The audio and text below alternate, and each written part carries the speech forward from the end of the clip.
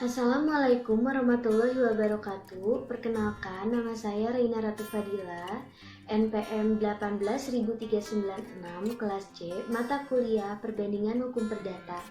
Pada kesempatan kali ini, saya akan membahas mengenai rangkuman perbandingan hukum perdata dari 3 buku. Buku yang pertama yaitu buku karangan Ibu Sunarjati Hartono yang berjudul Kapita Selecta Perbandingan Hukum.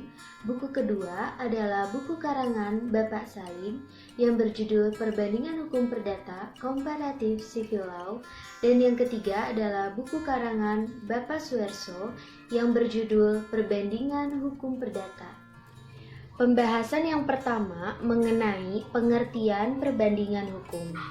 Perbandingan hukum menurut Sunarjati Hartono yaitu suatu metode penyelidikan dan bukan suatu cabang ilmu. Metode yang dipakai adalah membanding-bandingkan salah satu lembaga hukum atau legal institution dari sistem hukum yang satu dengan sistem hukum yang kurang lebih sama dari sistem hukum lain untuk mendapatkan unsur-unsur persamaan dan juga perbedaan dari keduanya. Pengertian perbandingan hukum yang kedua menurut Salim. Perbandingan hukum perdata atau comparative civil law merupakan metode atau cara untuk mengetahui perbedaan dan persamaan dari ketentuan-ketentuan hukum perdata yang berlaku di dalam suatu negara atau antar sistem hukum perdata antar negara yang satu dengan yang lain. Pengertian perbandingan hukum ketiga yaitu menurut Suerso.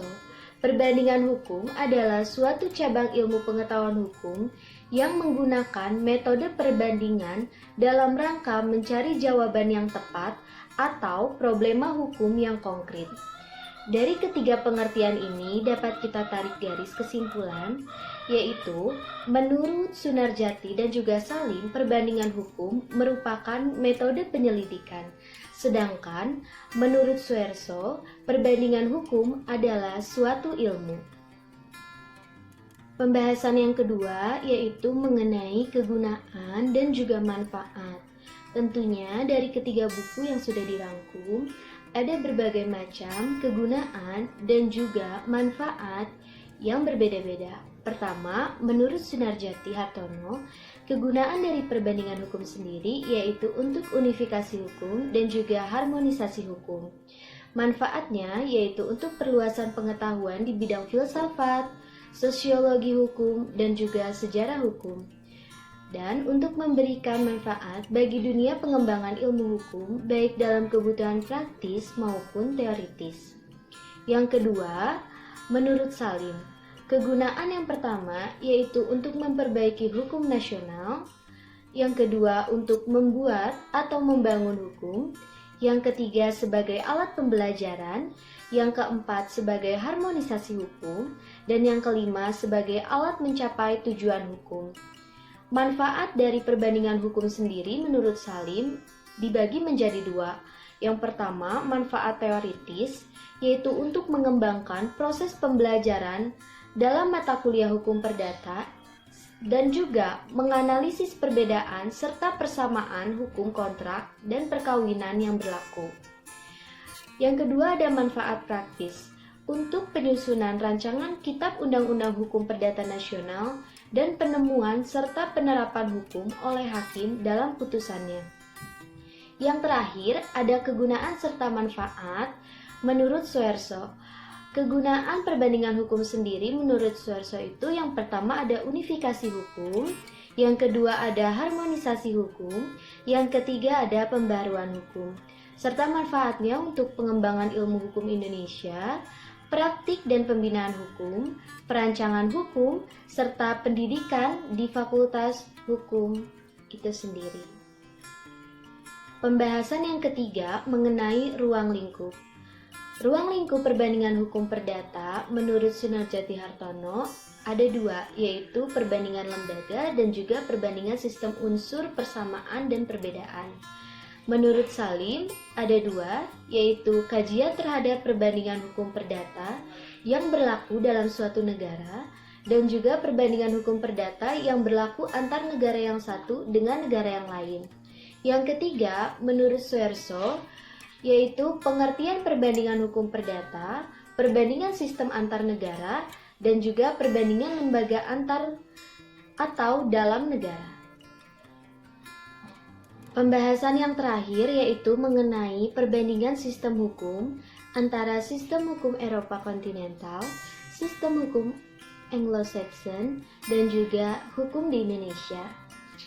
Yang pertama, menurut Sunarjati Hartono, sistem hukum Eropa kontinental dikenal hukum publik, yaitu hukum yang berhubungan dengan kesejahteraan negara Romawi. Sedangkan hukum perdata yaitu hukum yang mengatur kepentingan orang secara khusus. Di dalam Anglo-Saxon diatur yaitu Inggris mempunyai sistem hukum tersendiri dan juga mengenal penggolongan hukum privat serta hukum publik. Sedangkan di Indonesia mengenal sistem hukum pluralisme dan juga hukum adat Indonesia tidak mengenal penggolongan hukum. Yang kedua yaitu perbandingan sistem hukum menurut Salim. Yang pertama, Eropa kontinental mengatur mengenai syarat umur calon pengantin pria dan wanita yang tidak dibedakan. Yang kedua, syarat kontrak penawaran dan penerimaan. Yang ketiga, berakhirnya kontrak tidak mengenal pembayaran kongnasi, kompensasi, konvensio, pembebasan utang, serta musnahnya barang terutang. Kemudian, sistem hukum Anglo-Saxon mengatur 1. Syarat umur calon pengantin pria dan wanita tidak dibedakan. 2. Dalam kontrak terdapat syarat maksud para pihak dan juga bentuk kontrak. Dan yang terakhir, berakhirnya kontrak tidak mengenal pembayaran, konsignasi, kompensasi, konvensio, pembebasan utang, serta musnahnya barang terutang. Dan yang terakhir, menurut hukum Indonesia, yang pertama mengatur mengenai syarat umur calon pengantin pria dan wanita yang dibedakan. Yang kedua, syarat kontrak tidak dicantumkan syarat penawaran dan juga penerimaan. Dan yang ketiga, mengenal pembayaran, konsignasi, kompensasi, konvensio, pembebasan utang, serta musnahnya barang terutang. Yang terakhir ada perbandingan sistem hukum menurut Soerso. Sistem hukum Eropa kontinental mengatur mengenai hukum tertulis atau peraturan perundang-undangan. Kemudian hakim hanya berfungsi menetapkan dan menafsirkan peraturan-peraturan dalam batas-batas wewenangnya. Dan juga dalam hukum privat di Romawi Jerman lebih dimaksudkan sebagai kaidah-kaidah hukum perdata dan juga hukum dagang. Yang kedua, mengenai sistem hukum Anglo-Saxon mengatur mengenai jurisprudensi, kemudian hakim mempunyai wewenang yang sangat luas untuk menafsirkan peraturan hukum yang berlaku dan menciptakan prinsip hukum baru. Dan yang terakhir, hukum privat di Inggris lebih diarahkan kepada kaidah-kaidah hukum tentang hak milik, hukum tentang orang, hukum perjanjian, dan juga hukum tentang perbuatan melawan hukum. Kesimpulannya yaitu perbandingan hukum perdata merupakan suatu ilmu atau metode penyelidikan yang digunakan untuk membanding-bandingkan salah satu lembaga hukum atau legal institution dari sistem hukum yang satu dengan sistem hukum yang lain dalam kajian perdata.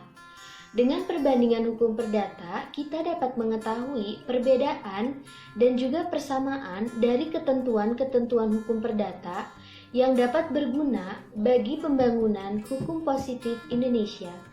Sekian presentasi dari saya, kurang lebihnya mohon maaf. Wassalamualaikum warahmatullahi wabarakatuh.